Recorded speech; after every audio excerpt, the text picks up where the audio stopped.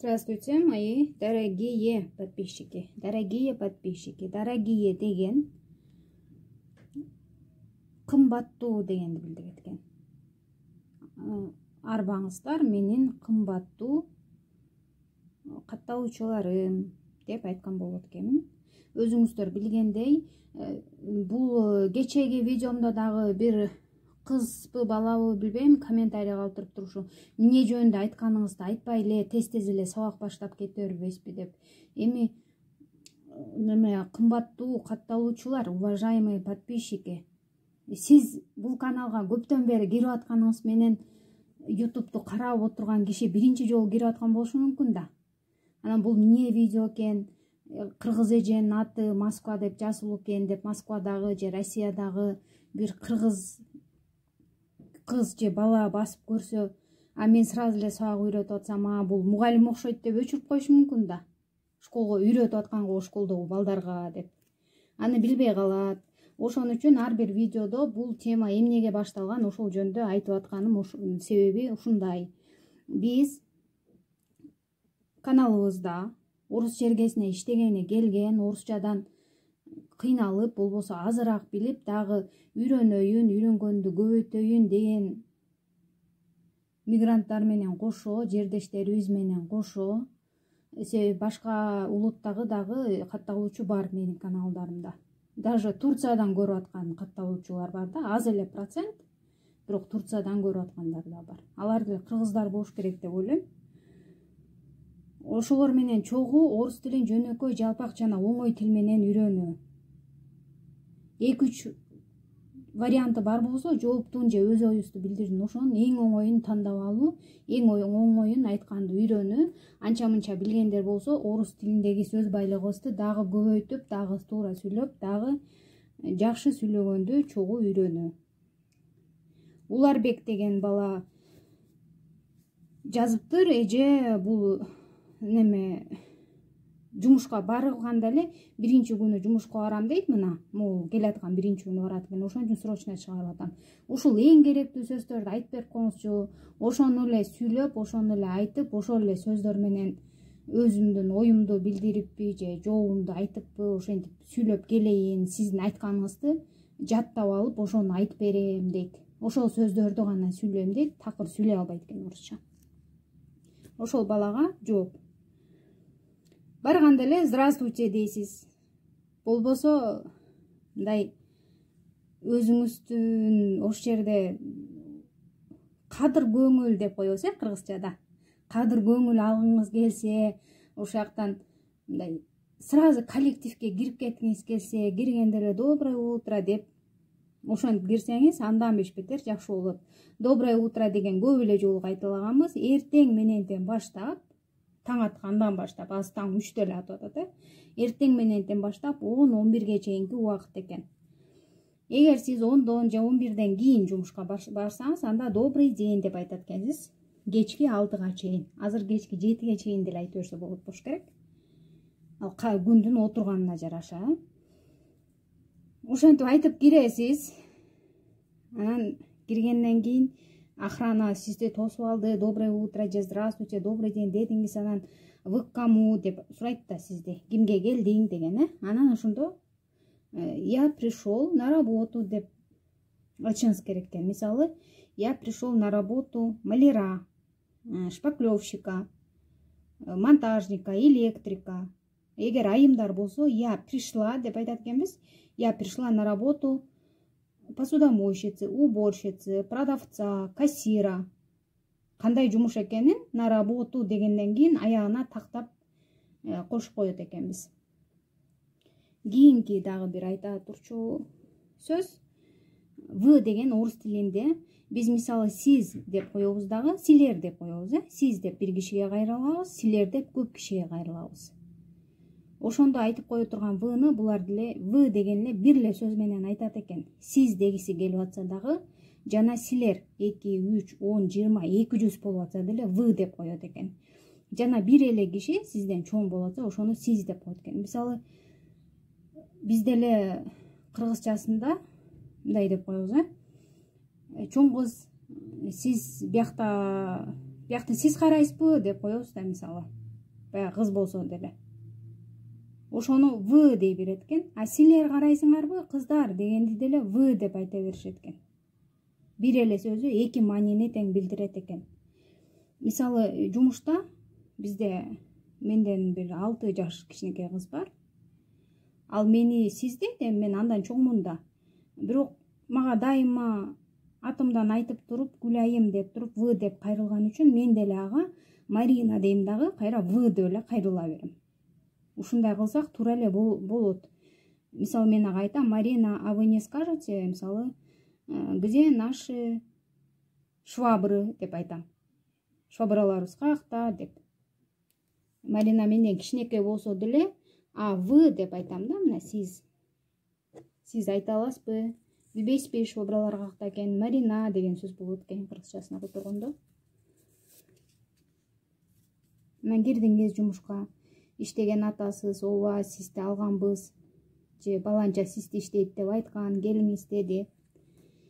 Киргенден кийин анан каякта жашайсың деп сурашы мүмкүн, сиз менен чогуу иштеп аткан Петя же Аня. Биз көбүнчө эле метролорду айтабыз да биякта. Метролорду айтканда ушу мен дагы эле жакшы мындай так маалымат билбей атам да. Кайсы убакта на деп айтабыз, кайсы убакта в деп айтабыз. Ошон үчүн сиз жашаган метроңуз на деп айтканга киреби же в деп айтканга киреби, ошону тактап алышыңыз керек экен. Ошо орусча билгендерден сурапчы, квартираңызда, чогуу жашаган же жумуштарыңызда, мисалы орустар бар да, ошондон мен баланча деген метрода жашайм, ошону где живу дегенде в деп айтамбы же на деп айтамбы деп тактап алыңыз. Я живу на Спортивной, я живу в Лужниках, мисалы эки вариант. Спортивный Лужники болбосо бири-бирине жакын эле жер. Мен дагы тактай элекмин, кандай убакта в деп айтабыз, кандай убакта на деп айтабыз. Анан а вы откуда дейт. Откуда дегенде сиз каяктан келип иштеп атканыңызды билгилери келет булар. Анан эң жөнөкөйлүү варианты Кыргызстандамын, Өзбекстандамын, Тажикстандамын, Туркменистандамын деп коет. Туркмендер да кыргызчаны жакшы түшүнүшөт, Ошондо мына я из Киргизии, я из Кыргызстана деп деле койсоңуз болот. Я из Узбекистана деп. Анан биякта ким менен жашайсың, каякта жашайсың дегенде я снимаю место, койка место, снимаю, арендага алам деген сөз экен. Ошону снимаю деп айтат экен орус тилинде. А квартира снимать эткен болсоңуз, анда я снимаю квартиру деп айтат экенсиз. Анан жумушка кантип келесиң, же кантип келдиң, же үйүңө кантип кетесиң деп айта турган сөздөр болсо, баарына эле бирдей эле жооп берген. Пришел на работу, айымдар пришла на работу на метро, на автобусе, на машине. Уеду домой на метро, на автобусе, на машине. Поеду на метро, на автобусе, на машине. Эч кандай келе атаспы, кетип атаспы, эми бараспы, эми келеспи, же 2 күн мурда келгенсизби, айырмасы жок эле. Метро менен барам, келем, баргам, келгем, эми барам, баратам дегендерди, эми барам, азыр түшөм дегендердин баарын на деп айта берет экенсиз. Бир гана жол бул, сиз ошонун ичинде болбошуңуз керек. Метронун ичинде эмессиз, автобустун ичинде эмес, машиненин ичинде эмессиз. Кетүү, келүү, баруу жолун эле айтып атасыз. Эгер метродо болуп калсаңыз, метронун ичинде кетип баратасыз, анда я в метро, я в автобусе, я в машине деп айтасыз. Кийинки да деген өзүбүз билгендей эле ооба дегенди түшүндүрөт. Анан мисалы сиз Асан болсоңуз же Амина болсоңуз, Асан же Амина деп айтып калса, биз не деп айтабыз, Анан эмне деп айтканда, мисалы аягына суроо белги коюп атасыз, анан буларга деле да деп айтып койсоңуз, суроо белги менен сыяктуу болупчу. Суроо белги койгондо да деп айтып калсаңыз, анда сиз уже анын чакырганына жооп берип күтүп атканыңызды билдирет экен. Ошон үчүн сизди чакырып калса, эмне деп айткыңыз келсе, да деңиз. Анан кечке эле да дей бергенде адатыбыз бар, себеби сөз байлыгыбыз көп эмес, ошого кечке эле ооба дей беребиз. Анын ордуна макул деген сөз бар экен.